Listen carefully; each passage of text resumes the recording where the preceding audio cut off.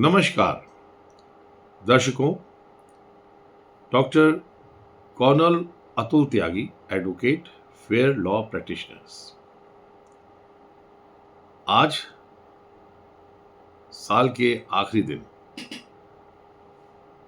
आप सभी को भारत देश के विश्व पटल पर ऑपरेशन सिंदूर के बाद उभरने की शुभकामनाएं देता हूं इस बीते साल में, और आने वाले वर्ष में भारत प्रगतिशील देश बनकर जिस प्रकार से आज विश्व की चौथी अर्थव्यवस्था के रूप में डिक्लेयर हो चुका है, उसके लिए शुभकामनाएं देते हुए, उम्मीदें रखते हुए कि यह अविरल सफर जारी रहेगा, इन शुभकामनाओं के साथ आपको भी और अपने देश को भी देते हुए मैं आज एक विश्लेषण के लिए आपके सामने हाजिर हुआ हूं। और यह विश्लेषण है प्रधानमंत्री के रूप में 12 वर्ष का एक सफर श्री नरेंद्र मोदी जी का। यह निरंतर परिवर्तन की एक असाधारण यात्रा।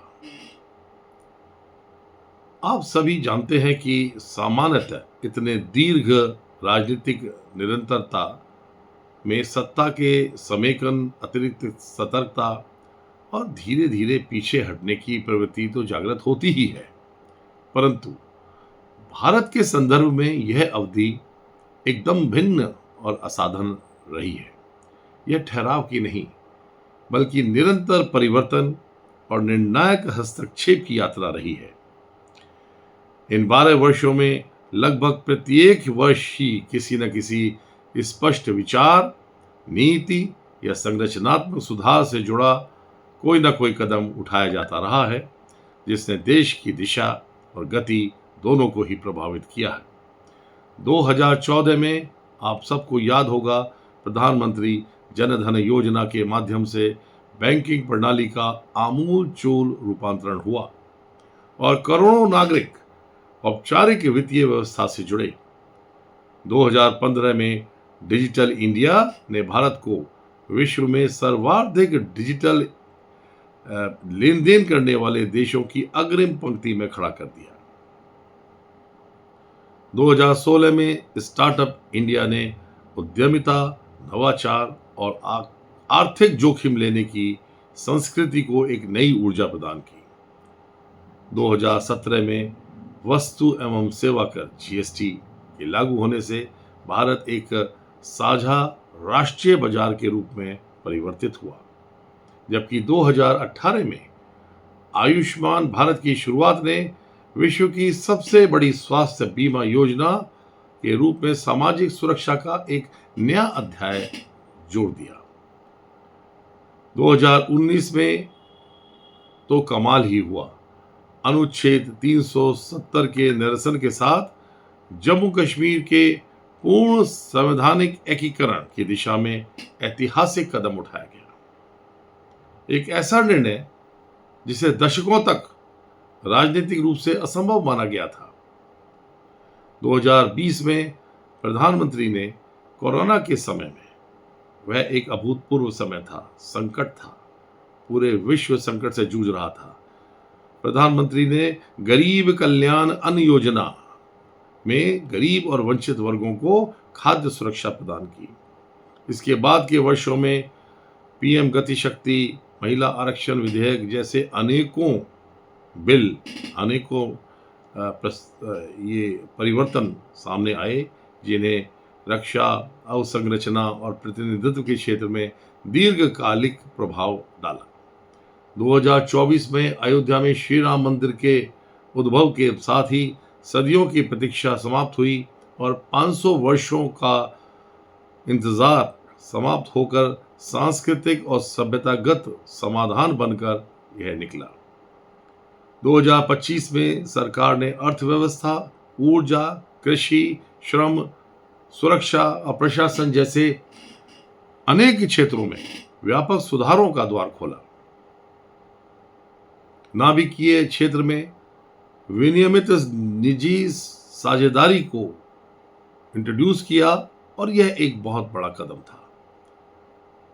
19वीं शताब्दी के औपनिवेशिक कानून जैसे कि दंड प्रक्रिया संहिता, भारतीय दंड संहिता, साक्ष्य अधिनियम को आधुनिक विधायी ढांचे में ढालना, पूर्वी भारत में वामपंथी उग्रवाद की जड़ों को हिला देना, तकरीबन उसको निष्प्रभावी कर देना, यह सब और उस पूरे एरिया को, उस पूरी सोच को बदल देना और संवैधानिक ढांचे में लाकर खड़ा कर देना, यह सरकार की व्यापक दृष्टि का हिस्सा रहा। ऑपरेशन सिंदूर केवल एक रणनीतिक प्रतिरोध नहीं था, बल्कि राष्ट्रीय सुरक्षा की एक नई परिचालन अवधारणा का संकेत था। इसी क्रम में वक्फ अधिनियम 2025 लंबे समय से एक जटिल समस्या का समाधान हुआ। 12 लाख रुपए तक की कर मुक्त सीमा, मध्य वर्ग केंद्रित आर्थिक नीतियां, श्रम कानूनों में सुधार, मध्य वर्ग को कई तरह के बेनिफिट्स, कार्य सुरक्षा के साथ उत्पादन लचीलापन, ब्रिक्स का नेतृत्वकारी भूमिका, इन सबके परिणाम स्वरूप भारत विश्व की चौथी सबसे बड़ी अर्थव्यवस्था के रूप में आज उभर कर खड़ा हो गया है। ये सभी कदम शब्दों से भी अधिक प्रभावी हैं। वे लोकतांत्रिक शासन में निर्णायक नेतृत्व, संस्थागत सुधार और दीर्घकालिक दृष्टि का एक वैश्विक मानक प्रस्तुत करते हैं। समग्र रूप से देखें तो प्रधानमंत्री मोदी के यह 12 वर्ष भारत के राजनीतिक, आर्थिक और सभ्यतागत परिदृश्य में एक गहन परिवर्तन की कहानी सुनाते हैं। एक ऐसी कहानी जो आने वाले दशकों तक संदर्भ बिंदु के रूप में कही जाएगी। 47 के बाद भारत में अब तक का सबसे सशक्त और अप्रतिम नेतृत्व, जिसने न केवल देश की दशा बदली बल्कि पूरी दुनिया को विस्मित कर छोड़ दिया। दर्शकों, यह पूरा विश्लेषण डेटा बेस्ड है। पूरे आकलन, मापदंडों को, डेटास को नजर रखते हुए किया गया है और किसी राजनीतिक दल के साथ निकटता या दूरी का इसमें कोई संबंध नहीं है। यह देश के प्रधानमंत्री की यात्रा का एक अवलोकन किया गया है और देश के प्रधानमंत्री को हम सभी ने किसी राजनीतिक दल का ना समझकर देश के चीफ एग्जीक्यूटिव ऑफिसर की हैसियत से ही देखना चाहिए। इसके साथ ही आपकी कोई राय हो, आपका इस पूरे